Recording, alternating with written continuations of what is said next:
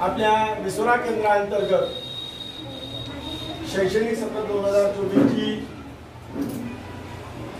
ही शिक्षण परिषद आणि ती पहिलीच आणि ती शिक्षण परिषद आमच्या जिल्हा परिषद कन्या प्राथमिक शाळा विसुरा येथे आयोजित करण्यास सन्माननीय केंद्र प्रमुख सरांनी सूचना केली आणि त्यामुळे हा खरं म्हणजे या शैक्षणिक सत्र 2024 चा शैक्षणिक सत्राचा शुभारंभ केल्याबद्दल मी केंद्र प्रमुख महोदयांचे मनपूर्वक शाळेच्या वतीने आभार मानतो। पुनश्च एकदा आपल्या सगळ्यांचं स्वागत करतो आणि या ठिकाणी उपस्थित असलेले सन्माननीय आपले केंद्र प्रमुख एकनाथजी पिलारे सर, विनायक विद्यालय विसुऱ्याचे प्राचार्य सन्माननीय बोधराजी ठाकरे सर, केंद्र शाळा विसुऱ्याचे मुख्याध्यापक सन्माननीय प्रभुजी गोमासे सर, चोप येथील उच्च श्रेणी मुख्याध्यापक सन्माननीय सुधाकरजी भजने सर, कोरेगाव येथील उच्च श्रेणी मुख्याध्यापक सन्माननीय राजूजी एरणे सर आणि बोर्धा येथील उच्च श्रेणी मुख्याध्यापक सन्माननीय पुष्पाताई आरे मॅडम, आपण या शैक्षणिक परिषदेच्या उद्घाटनीय सोहळ्याचं आतिथ्य ग्रहण करावं अशी मी आपल्याला विनंती करतो आणि आपल्या सगळ्यांचं स्वागत जिल्हा परिषद कन्या प्राथमिक शाळेच्या मुली ह्या स्वागत गीतानं करतील अशी मी त्यांना सूचना करतो।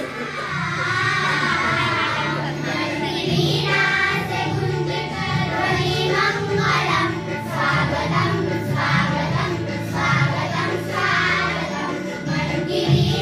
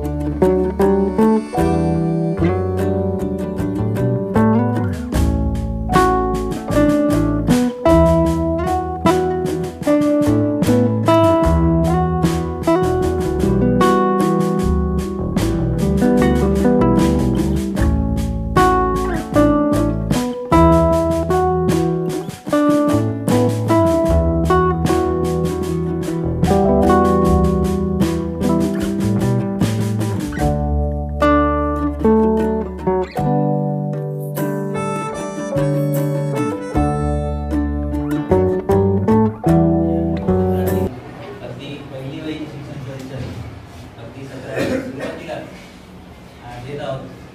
या शिक्षण परिषदेचे अध्यक्ष विनायक विद्यालयाचे प्राचार्य आदरणीय काकडे सर, आता उपस्थित केंद्रशाळेचे मुख्याध्यापक आदरणीय गोमासे सर, चौबेदी मुख्याध्यापक आदरणीय भजने सर, कोरेगावचे मुख्याध्यापक आदरणीय येते सर, त्याच्या मुख्याध्यापिका त्याचे लक्षणं विचारले आणि सांगितलं की तुला ब्रेन कॅन्सर झालेला आहे, तुझ्याकडे फक्त 6 महिने आहेत.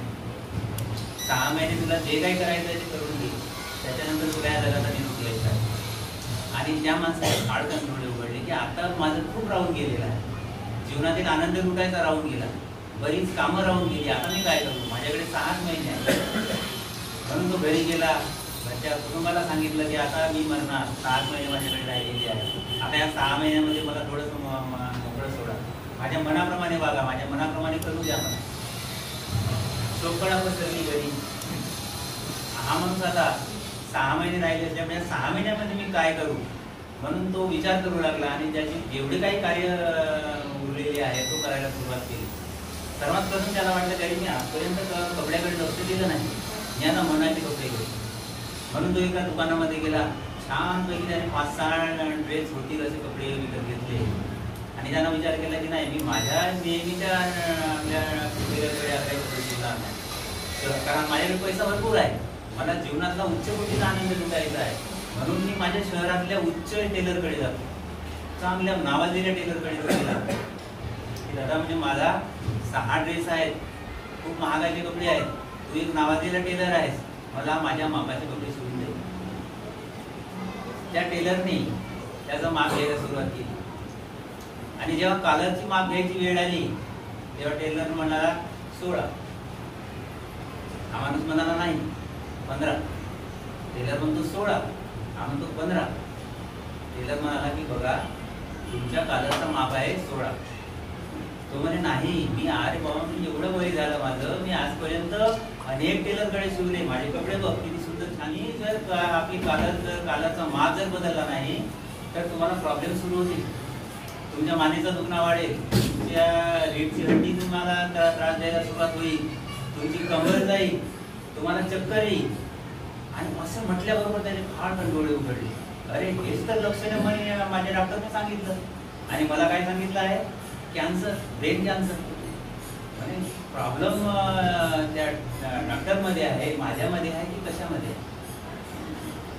त्यांनी सांगितलं अरे मी डॉक्टरकडे गेलो तर हेच लक्षण मला डॉक्टरने सांगितलं आणि डॉक्टरने सांगितलं तुला कॅन्सर आहे. टेलर म्हणाला तेही नावाजलेले डॉक्टर आहेत, पण तुम्ही एक काम करा, तुम्ही क्रॉस चेकिंग करून बघा, तुम्ही दुसऱ्या डॉक्टरकडे जा आणि करून बघायचं. तो माणूस सहजपणे एका दुसऱ्या चांगल्या डॉक्टरकडे गेला, डॉक्टरने तपासणी केली आणि त्यांना सांगितलं की तुम्हाला काहीही झालेलं नाही, तुम्हाला काय बदलावं लागेल, शर्ट बदलावं लागेल, तुम्हाला शर्टाचा माप बदलावं लागेल. आणि तेव्हा त्या माणसाला लक्षात आलं आणि तो पुन्हा, आता मी ही कथा का सांगितली, आपणालाही शर्टाचा माप बदलण्याची गरज आहे, आपणाला शर्ट बदलवायचा आहे. म्हणजे आतापर्यंत आपणही असेच आपल्या भ्रमामध्ये होतो, अरे काय हे आम्ही एवढ्या दिवसाचे शिक्षक आहोत, एवढी आम्ही कामं केलेली आहेत, एवढ्या अनेक योजना आलेल्या आहेत, अनेक योजना आम्ही फसवून लागलेल्या आहेत, आम्ही विद्यार्थ्यांना शिकवलं नाही का, शिकवलं. परंतु काळानुरूप आपण जर बदललं तर काळही आपली किंमत करतो. काळ बदलला, बघा ना, आमच्या 35-38 वर्ष सेवा झाली, 38 वर्षाच्या पूर्वीची शिक्षण पद्धती ती वेगळी होती, विद्यार्थी वेगळे होते, पालकांच्या अपेक्षा वेगळ्या होत्या, शिक्षण पद्धती वेगळी होती, अभ्यासक्रमही वेगळे होते. आज काळ बदलत गेला, आज काळ कुठं आलेला आहे, आपण सगळे असे डिस्टर्ब व्हायला सुरुवात झालेली आहे. डिस्टर्ब व्हायची गरज आहे का जितेंद्र सर? अजिबात नाही. काळ बदलला आहे, काळ कुठं गेला, टेक्नॉलॉजी कुठे गेलेली आहे, परंतु त्या मानाने आपण बदललं का नाही. आपण आपल्या शर्टाचा माप, आपल्या कॉलरचा माप किती ठेवला, 15. गरज आहे 16ची, कारण कॉलरचा माप जर 15 जर ठेवला तर ऑटोमॅटिक शरीरामध्ये इफेक्ट येतात. म्हणून आता मित्रांनो आपल्याला शर्ट बदलवण्याची गरज आहे, माप बदलवण्याची गरज आहे आणि म्हणूनच ह्या शिक्षण परिषदेची गरज आहे. आजच्या शिक्षण परिषदेमध्ये काय होणार आहे, दाखले देऊन आपलं मार्गदर्शन केलं तसं मला भाषण देण्याची सवय नाही, शिकवायची सवय आहे, भाषण देण्याची बिलकुल नाही. त्याच्यामुळे शिक्षण क्षेत्रामध्ये झालेले बदल ते तुम्ही अंगीकारायचे आहे, तुम्हाला बदलायचं आहे. तुम्ही जर बदलवले नाही तर आलेला काळ तुम्हाला बदलवू शकतो. एवढं मला सांगावंसं वाटते, म्हणजे चेंज युअरसेल्फ. तुम्ही स्वतःला बदला. अभ्यासक्रम तोच राहील, जाणारे जात राहतील, येणारे येत राहतील, परंतु आपली नोकरी आहे, लाखाच्या वरती आपण पगार उचलतो आहे, त्याचा तरी फायदा आपल्या विद्यार्थ्यापर्यंत कसा पोहोचवता येईल, आपल्यामध्ये कसे बदल करता येतील. कारण ती टेक्नॉलॉजी विद्यार्थी अगदी ऍडव्हान्स आहेत, तुमच्यापेक्षाही ऍडव्हान्स आहेत. युट्यूब वरती पाहतात, अगोदरच सांगून देतात, सर याचा अर्थ असा होते, तुम्ही चुकीचं सांगताय. असं बरेचदा होत आहे. आणि मग त्या वेळामध्ये शिक्षकाला असं समजावून सांगावं लागते, चूप जास्त करू नको. म्हणजे अशा प्रकारची परिस्थिती आहे. टेक्नॉलॉजी डेव्हलप झालेली आपल्यापेक्षा ऍडव्हान्स आहे. असं समजायचं नाही की तो विद्यार्थी त्याला समजत नाही, त्याला खूप काही समजते. म्हणून झालेले बदल तुम्ही अंगीकारायचे, त्यांच्यापेक्षा ऍडव्हान्स व्हायचं आणि ज्ञान देण्याचं काम, चांगलं कौशल्य रुजवण्याचं काम तुम्ही करावं, एवढ्या शुभेच्छा देतो. आणि प्रामाणिकपणे 5 वाजेपर्यंत तुम्ही राहाच, कारण की कोणाचेही दौरे आहेत. सगळे कर्मचारी आपल्या ऑफिस सोडून 24 रोज मंगळवारला समूह साधन केंद्र विसोरा गुणवत्ता विकास कार्यक्रम केंद्रस्तरीय पहिली शिक्षण परिषद केंद्र विसोरा, जिल्हा परिषद कन्या शाळा विसोरा येथे आयोजित केलेली आहे.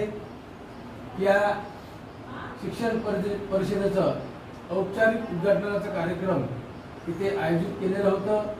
या औपचारिक कार्यक्रमाचे उद्घाटनीय कार्यक्रमाचे अध्यक्ष सन्माननीय आमचे आदर्श किंवा मार्गदर्शक आणि अध्यापनाला महत्त्व देणारे असे विनायक विद्यालय विसोऱ्याचे प्राचार्य सन्माननीय ठाकरे सर हे या कार्यक्रमाला अध्यक्षस्थान भूषवले.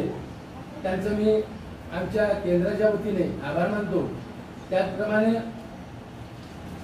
या पहिल्या शिक्षण परिषद उद्घाटनी कार्यक्रमाला मार्गदर्शक म्हणून आमच्या विसोरा केंद्राचे केंद्रप्रमुख सन्माननीय आमचे मार्गदर्शक एकनाथजी पिल्लारे साहेब यांनी मार्गदर्शकाचं स्थान स्वीकारलं. मी त्यांचं सुद्धा विसोरा केंद्राच्या वतीने आभार मानतो. त्याचप्रमाणे आमच्या केंद्राचे विसोरा केंद्राचे उच्च प्राथमिक शाळा केंद्र शाळा विसोराचे उच्च मुख्याध्यापक सन्माननीय गोमासे सर यांचे सुद्धा आभार मानतो. गिरणे सर, भजने सर, आळे मॅडम आणि प्रसाधन केंद्र देसाईकर येथील उत्कृष्ट अशा तसेच खोपराकडे मॅडम यांचे सुद्धा आमच्या विसोरा केंद्राच्या वतीने आभार मानतो. आणि हा औपचारिक उद्घाटन सोहळा इथेच संपलं असे जाहीर करतो. आणि यानंतर पहिल्या शिक्षण परिषदेच्या तासिकेला आपण सुरुवात करीत आहोत. गरज ही शोधाची जन्नी आहे. त्यांना तो दुकान मिळाला जिथं 5 भाषा बोलणारा पक्षी मिळतो. तो त्या दुकानामध्ये गेला, परंतु त्याचे दुर्दैवच म्हणा, नशीबच म्हणा खराब होते. दुकानदाराने सांगितलं हा माझ्याकडे पक्षी होता, पण ते आता संपलेले आहे आणि 2-3 दिवसात येणार आहे. 2-3 दिवसात आला की तुम्ही ऑर्डर करून ठेवा, मी तुम्हाला तो पक्षी तुमच्या घरपोच पाठवतो. याला बाहेर जायचं होतं दौऱ्यावर, मला कसे होते मग कर्मचारी. त्याने ॲडव्हान्स दिला, पत्ता दिला, सांगितलं या पत्त्यावर हा पक्षी पोहोचवते आणि तो दौऱ्यावर निघून. दौऱ्यावरून जेव्हा आला भजने सर तुम्ही होते त्यासोबत, तुम्ही नव्हते ना, मी नव्हतो म्हणून सांगत आहोत. तर तो गेला दौऱ्यावरून, जेव्हा वापस आला घरी एंट्री मारतो, त्याला वाटतं माझी बायको खुश आहे, कारण घरी घमघमाट सुरू होता, छान सुगंध येत होता बायकोचा. घरी प्रवेश केला त्याने, विचारलं बायकोला ते पक्षी आणून देणार होता, आला का? हो म्हणे आला पक्षी. मग म्हणे कुठं आहे तो दाखव मला. गंजामध्ये आहे. तो पक्षी आहे कुठं आहे गंजामध्ये आहे. तो हा एवढा गमगमात सोडलाय कशाचा आहे. याने डोक्यावर हात मांडला. कारण अरे जेवढ्या मेहनतीने तो भारतभर फिरून त्याने तो पक्षी शोधून काढला आणि या बायकोने काय करून टाकला त्याची तत्तर करून भाजी बनवून टाकली. यही है कहानी का ट्विस्ट, यही है मुझे बताना यही था की मित्रांनो. मग ते म्हणे तो नवरा म्हणे का तू त्या पक्षावर अरे म्हणे तो पक्षी साधा पक्षी नव्हे तो बोलतो. बायको म्हणे हा बोलला तर नाही मी कापायला घेतो यानं म्हणायला पाहिजे होतं मला कापू नको. म्हणे बोलला नाही. आपण बोलत नाही म्हणजे आपल्यामध्ये क्षमता असतात पण आपण ते दाखवत नाही. अशक्य आहे काढायची सुरुवातीला